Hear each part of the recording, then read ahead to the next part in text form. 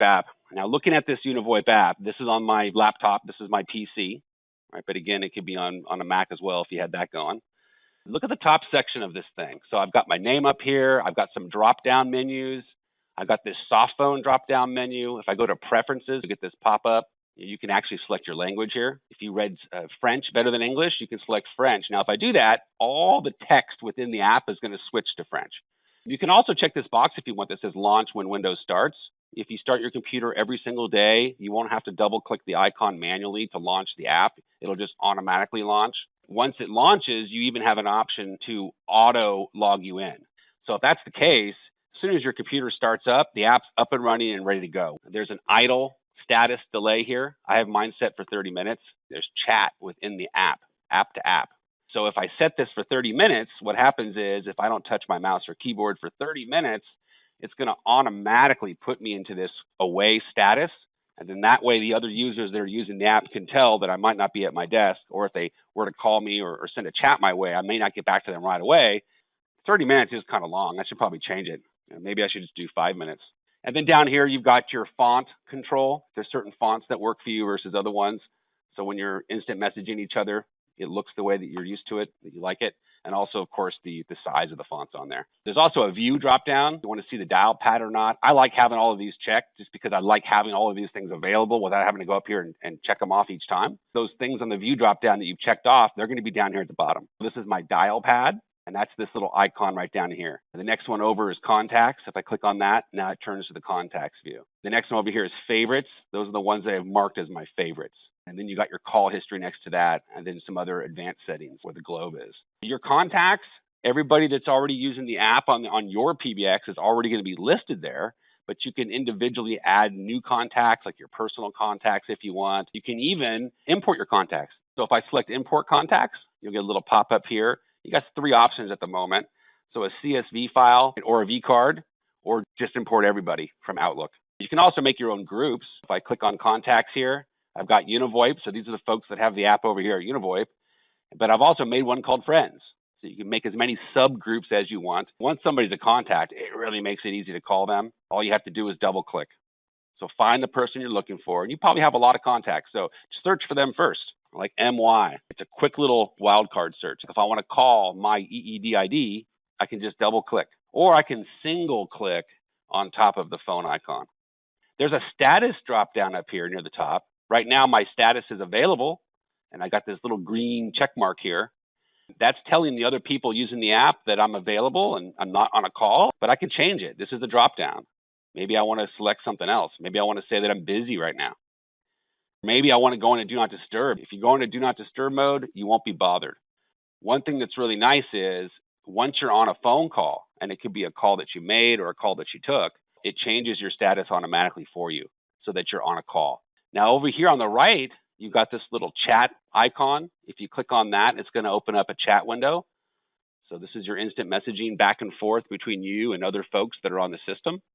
I'm going to drag it over. It just popped open on my other screen. So I got me and Chris going back and forth. I've got Alex and me going back and forth.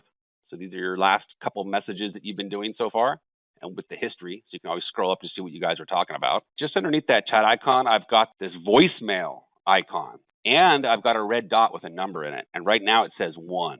I have 1 voicemail that I haven't checked yet.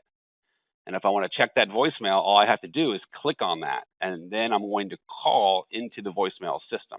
I'm going to click on it. Notice that the UniVoIP app just got a little bit longer. This is my call now into my voicemail box. So if I want to do my password, I can do it here using the keypad. This is the call itself. I can mute myself. I can unmute myself. I can put the call on hold. I can take it back from hold. I could transfer the call, and I can do a warm transfer or a cold transfer, and I can transfer internally or externally. And if it's another person who has the app on my system, I can even make it a video call by clicking on this video here. At the bottom here, on my call history tab, I've also got a little red circle with a 1 on it. And what that's telling me is I have a missed call. So if I want to see what call I missed, all I have to do is click down here and look at this. Now this bottom area has changed into call history. And you can see who it is that you missed if you go here to missed.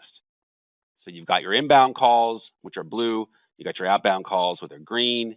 You got your missed calls, which are bounced red here. You got date and time. If you want to call whoever's on your call history here, you can click to call from here too. I can just double click from call history. I could also right click and trigger a call. Or if it's an internal person using the app, I can do a video call with them too. If you go back to the regular contacts, like Alex here, notice that he's got the green check mark. That's because his app is on right now and he's not on a phone call. If he picks up a phone call right now, it's going to change to red and it's going to say that he's on a call. Go ahead and make a call. You can search your contacts from here, or you can search for a contact or someone that you've called before up here. So if I just search for I got a couple options there. My cell, my work DID, I'll call my cell. I'm just going to double click it.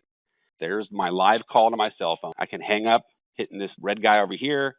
I can make it a video call if it was internal. I could transfer the call, right? I could put them on hold. I can mute myself. And I can even record the audio of this phone call. If I click the ... the more symbol here, I have two options. One is start call recording.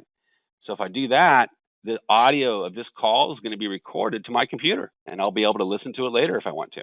Also notice, since I'm on this phone call, that up in the corner, what's my status? It's on the phone, and it's red. I could also right-click on a contact like Alex and hit add to call.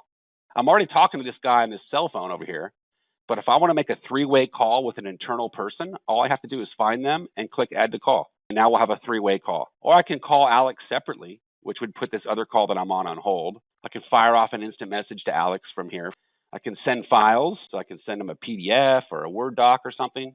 I can also fire off an email from here, or I can look at our call history just between me and him. What if I wanted to make a conference call just with another number? That's that other option here under the more. Invite to conference call. So I'm going to select that. And now, who is it that I want to call? It could be anybody.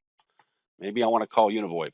So I'm going to click on UniVoIP. Now you can copy and paste a phone number in here. You can just type a phone number in here. They don't have to be a contact. But I'm going to go ahead and click on this one and then click add. And now look at this. So here's a three-way call. You want to make it a four-way call? Same thing. Click over here, invite to conference call, dial that fourth leg, add them to your call. If you ever need to split up a conference call, just hit this little separate call icon. And now it breaks it back into two totally separate legs again. And you can put them back together again if you want. You can just right click and put them back together, merge calls. You can have up to 7 calls sitting in here and you can merge them all together. You can just have them be separated. I can jump back and forth. I'm talking to this person right here on the cell, but if I want to talk to UniVoIP, all I have to do is hit the play here. Now I'm talking to UniVoIP and the guy with my cell is on hold. You can hang up individual calls if they've been separated, or if it's just still a conference call, you can hang up and you'll be out of it. And the other guys and gals can hang on until they're done. Inbound calls works the same way. I'll use my cell phone and I'll make an inbound call now. There it is. It's being presented to me. If I hit the answer here, now I've just picked it up. All the same control is still there. So I'll go ahead and hang that up. So the UniVoIP app, soft phone solution for Business Edition. If more than one of you have the app, well, now it's a unified communications client.